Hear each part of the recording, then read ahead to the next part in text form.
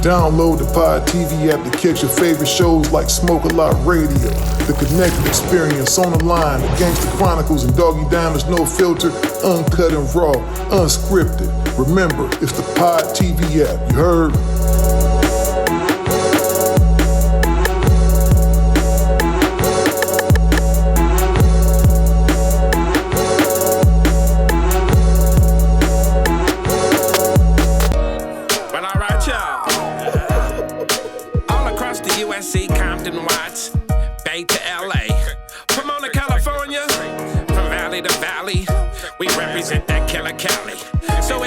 It real on your side of your town.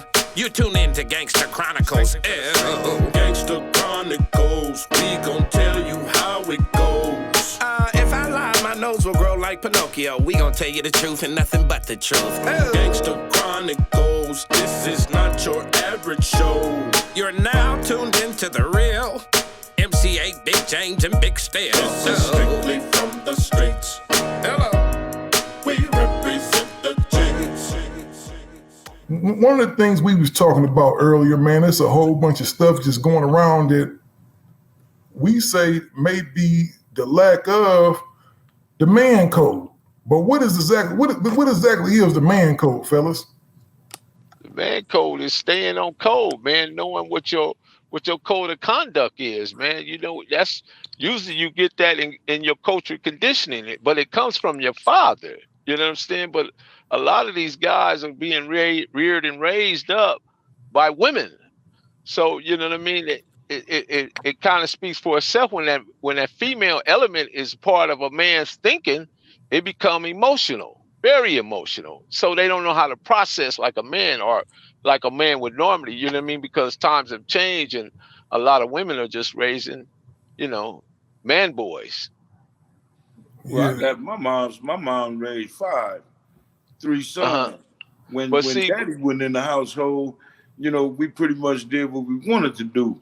And by far, you know, none of her sons were timid. You know what I'm saying? And you know, I give her credit for raising 5, but you know, I think without the dad, you know, we ain't afraid of nothing. So we tend to veer off into our own shit and start doing what we see in the streets. And that's what I learned. True. That's true though, James. But during your time, you had uncles, granddaddy. You had somebody coming through, man. You know what I mean? Yeah. There was somebody that was right there. You know what I mean?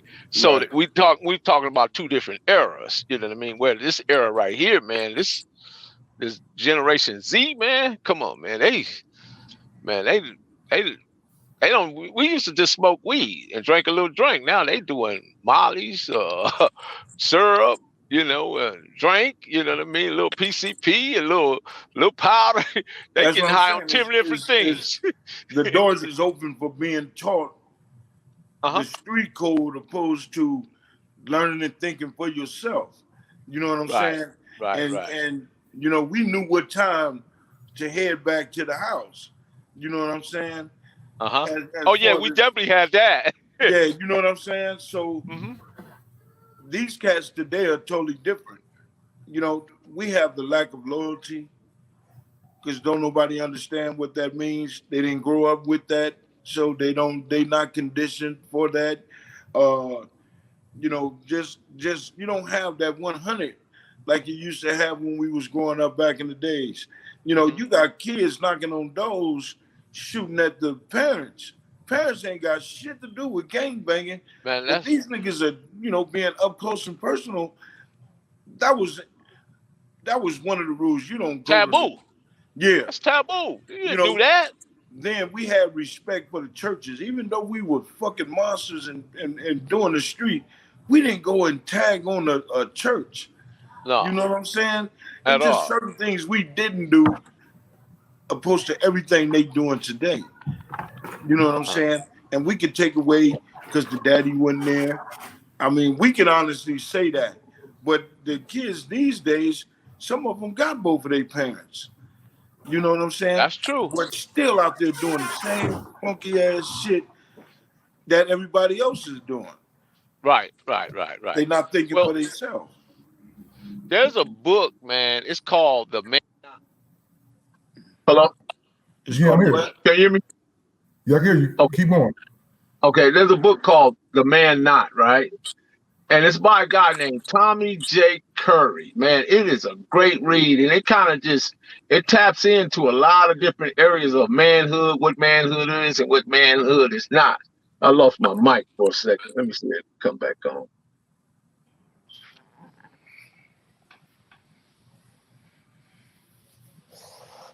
You good? Yeah, I'm gonna write a book called "Think for Yourself." Think for yourself. That's a good title. A lot of motherfuckers don't think for themselves. They're, you know, it's one thing of being taught right and wrong, and then it's another thing to be taught just being stupid, a foolish way. And a lot of these cats out here have been taught a foolish way. Like my nephews want to be gang bangers, but they see what it done to uncles and cousins and the uncle's homeboys, but they still want to be a part of. Everybody want to play and have a position in nothing. You know what I'm saying? And I just call it just think for yourself. You if you can see and absorb the shit that's been going on watching uncles, because aunties didn't let the kids, so we thought our nieces and nephews wouldn't be involved in this type of shit. But just like in Compton, now today, you got the homies' kids killing each other. You see what I'm saying? We all grew up together, but our kids are at war. And that's crazy. And the only thing to separate them is a boulevard, right? A street. That's it. Because they sat virtually in the same proximity of one another. They went to the same schools. They see each other. They go to the liquor store. They share the liquor store and the gas station. So how did we get there, James? Every year, shit breaks down in the neighborhood. All the cats that we call big homies or whatever are gone. The ones that are here may be strung on drugs. The younger kids, younger generation don't know how to respect their elders, the big homies, however you choose to word it. They don't respect mama. You know what I'm saying? Because now they believe that the homies got their back opposed to their mama having their back. You know, family. The hood turns into the family. The street code of today is the homies and what the homies do. You know, nobody out there, and these kids have never been taught how to think for itself. So it don't matter that, you know, they never broke bread with each other. The big homies, we all grew up breaking bread with each other, but these kids, they never broke bread with each other. You feel me? So it's just a lack of. And then the guys that you got in the hood of, you know, 50 and over, 45 and over, they become the big homie now. That's why they still trapped where they at, because they want to be the big homies. But they don't get it. So how can the blind lead the blind? Yeah, and you know, y'all both said some really like stuff that's just real on point. Melly Mel said something, he mentioned something earlier that a lot of these guys don't have a father figure in the house. And see, I think with that father figure, you know, like even though my pops wasn't physically in the house with me, I had a stepdaddy, right? That was real no nonsense. And I had uncles that was coming home from prison or whatever like that, telling me, hey, there ain't no place that you want to go. So they pretty much gave me what the definition of a man was. You know, them dudes didn't sit on their ass all day and, you know what I'm saying, and just chill. They went out and worked and had jobs and shit, had hustles, had shit, you know. So I was taught from an early age that a man is supposed to provide for his household. A man is supposed to do this. I got certain tendencies to this day. Like if I see my wife taking out trash, I get in my son's ass. I'll be like, you know, what is your mama doing taking trash outside? That's your job. Right. That's your job at the house. If somebody break in the house, what we go do? Stay upstairs and hide, and the woman go downstairs and hold it down? You know, no, it don't work like that. That would breaks the cycle. What you doing with your kids at home today, you there. That breaks the cycle of how you grew up. You know what I'm saying? The shit that I'm doing, raising grandkids. You know, I ain't supposed to be raising my grandkids. My kids supposed to be raising their own kids. You supposed to come fuck with granddaddy and grandmama on the weekend. Yeah. You know what I'm saying? So Yeah, I got a question for both of you guys. What's that? What is the hardest hood in the world? The hardest good, doing right. The hardest hood in the world. The hardest good in the world is doing right. Ain't no good. What's good? No, hood. H-O-O-D. The hardest hood in the world. Parenting. There you go. Parenthood. Yeah. Exactly. Parenting. That's the hardest hood in the world, man. It's the hardest because I'm gonna tell you this too right here. I think sometimes we've been too good at parents because I look at my kids sometimes, it's just like little stuff like, you know, my wife would say she going to the grocery store to buy something to cook for dinner, right? The kids just be on some shit like, oh, we want Chipotle, we want you know, Chick-fil-A. When I was a kid, that type of shit was luxury. We went to McDonald's, it was like a luxury. You get to go to McDonald's, and today, man, these kids just look at shit like that like it's supposed to happen. You know what I mean? No, that's called pacifying, dog. We pacify our kids and give them what they want. You know what I'm saying? Like me, I try to give my kids and my grandkids what I didn't get from my father, what I didn't get from my mother. And at the end of the day, you wind up hurting them because you pacify. Now they become adults and they still want and think you're supposed to give. So it's also interesting. What's also interesting is how these kids are hardwired to dismiss the facts that we are laying out because of their own local thinking. The facts that we are laying out right here, the fact that we sit on this live and we giving straight up data, facts, statistics, they're hardwired in their minds to just simply dismiss it. Right. Oh, yeah. It's like, you know, sometimes I tell my sons some shit that I done been through already, and they'll look at me, well, it was different back then, Pops. I'm like, what's different? You know, what the was time different? of the day, that's all. Yeah, that's you know, and what I noticed with these, and you know, it ain't all bags. You got some young kids out there that's handling their business, right?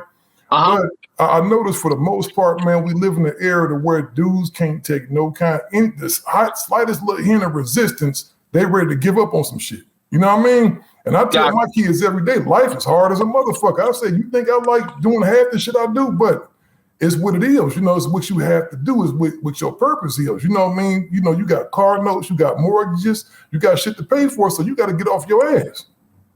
The world is moving, man, because see, every moment, every nanosecond, change is occurring. Whether you want to be a part of it or not, it's happening. So you got to get with the program, or else, you know what I mean? You look like the dude that's standing down on the corner in front of Aiken store with the 40 ounce, still got a jerry curl, telling about he from the hood. Or you got the dude over in Santana Block standing in front of Brownies on the backside with a 40 ounce, telling about, yeah, man, I'm down for the hood. You got them cats right there. And then you got these youngsters looking at that, but they don't realize that's the horror movie right there in front of their face. That's gonna be them in 10 years. But they don't seem to take that into account. You know what I mean? Because we all, these eyes right here, your eyes is the lens to the movie that you're filming. Right?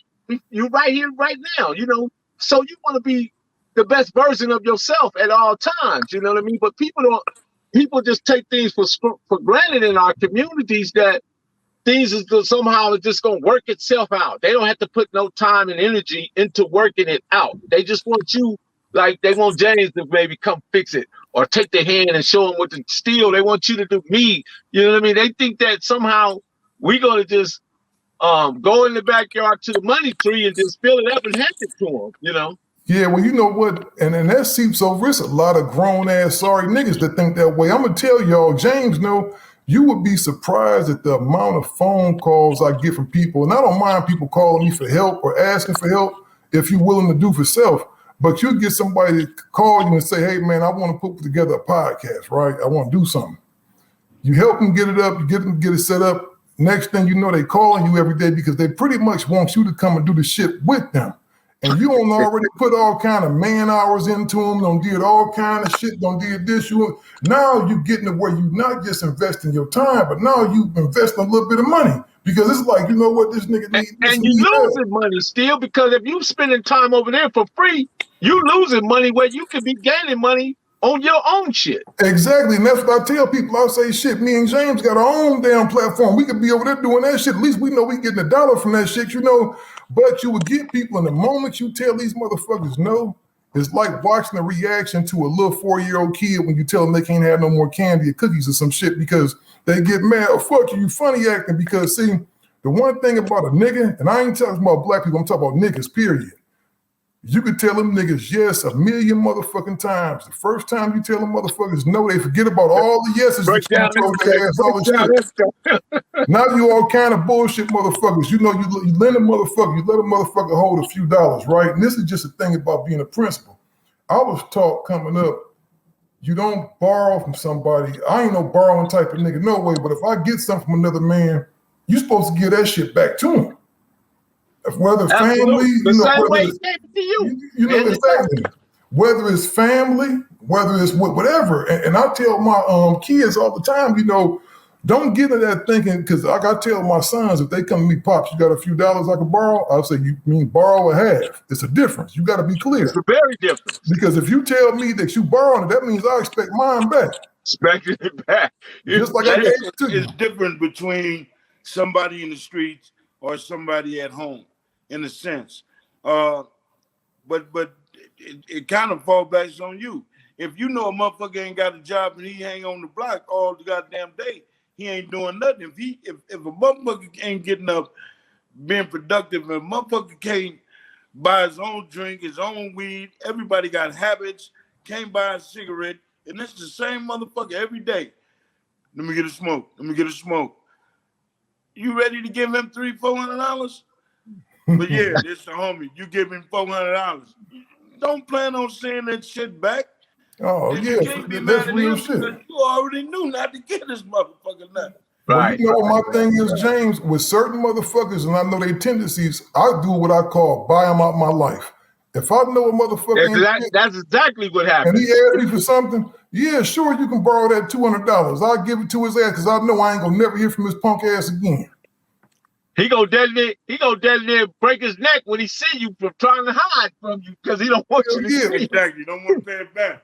Because James, because how many times, and this fall under the man code to me too, because I tell people all the time, I ain't never been a gangbanger, but I tell you why all my friends are gangsters, because most of them is the most loyal, trustworthy motherfuckers you can meet, because they live by a certain code. If they get something from you, they will give it back, and 9 times out of 10, they ain't gonna never ask you for shit, because they got their own. You feel what I'm saying? And it's like good brothers out there, man. It's a lot of good brothers out there. You know what I'm saying? It's a lot of real solid street cats. And what it comes down to, man, really, I'm gonna tell you where all this shit come from.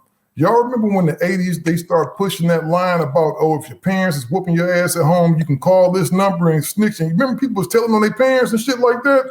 Right. But where they missed the mark at with that shit, you had people that was really at home getting abused and shit that couldn't get no fucking help.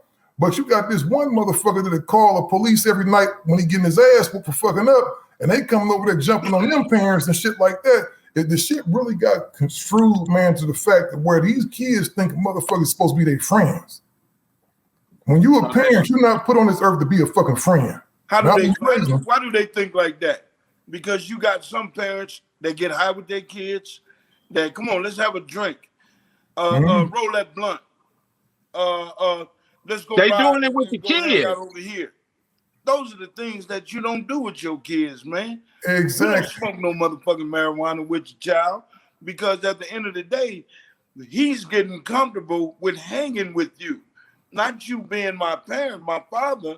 So that what you just said is a part of staying on code. We know as parents that's something that you shouldn't do with your kids. You got to stay on code. You got to stay in parent mode. You don't go from being parent to being their friend or being somebody that's passing blunts between them. You You just don't do that, man. Yeah, you don't. My thing is this, because right now marijuana, we gonna go to the weed a little bit. Marijuana is legal now. I smoke weed. Every once in a while, I smoke me some weed. But I'll be damned if I'm going to sit up and get high with one of my damn kids. It's a no. And that's just no. You don't cross a line. It's like it's this when you making love with your wife, you ain't invite them in the room, son. Watch and see how I hit that ass. You might as well if you start doing shit like that. Right. Well, just at the end of the day, man, when you start doing shit like that, entertaining yourself with your kids in a fashion of that nature, what happens when your son get mad at you? Now you see these niggas just nutting up on their daddies. And that's because they've crossed that line at some point. You got this in the neighborhood today. But it's all, to me, I think everything that we do in life is designed. Everything that we do in life has a reason to it. It has a purpose. When the government, when these people took whooping our kids out of the household, and now the kid feel more just angry because now I can call the police and your ass to go to jail. If whooping your kids and you put your kids in juvenile hall system, you got to pay for it. What that tell you, man? If I can't chastise my son, what happens? My son get more and more badder and badder every day. He goes out there, he hanging out. Now he becomes a statistic. Now he done got his ass whooped by the police or killed by the police. After that law was implemented, surely around by the late 90s, early 2000s, is when you start seeing these kids walking up in the school and gunning down the whole classroom. Mm-hmm.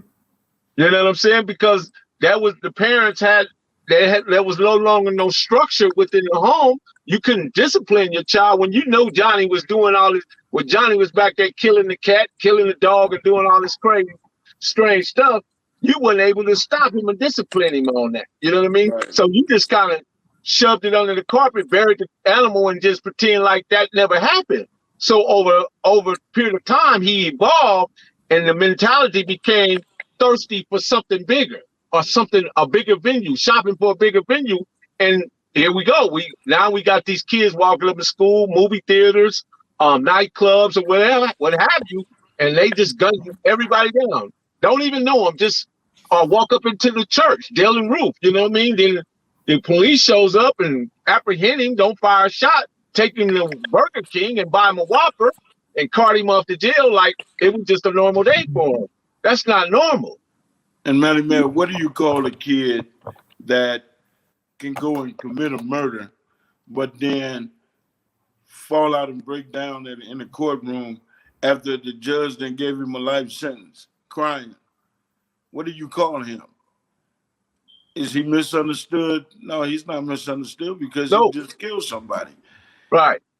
He don't understand consequences. We didn't understand that part. We didn't give a fuck about that part, should I say. We went to jail back then. We went to jail. We didn't give a fuck. 72 hours, you getting out of jail, don't nobody show up. Ain't nobody coming to court. Motherfuckers look for that type of shit. And we counted on that. Now these little niggas is getting 35, 45 to life. And then the majority of these cats you see today just sitting in that courtroom crying. They crying. Do you feel sorry for them? No, I don't. We were lucky. But Very these lucky. little kids today, man, they never have to deal with consequences. You know what I'm saying? So how do the big homies, how do we change the shit, should I say?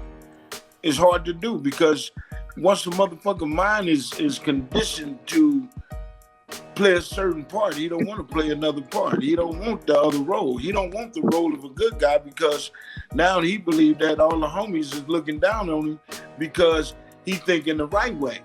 So the right way will never show. We'll never put on that game face. Finally get a chance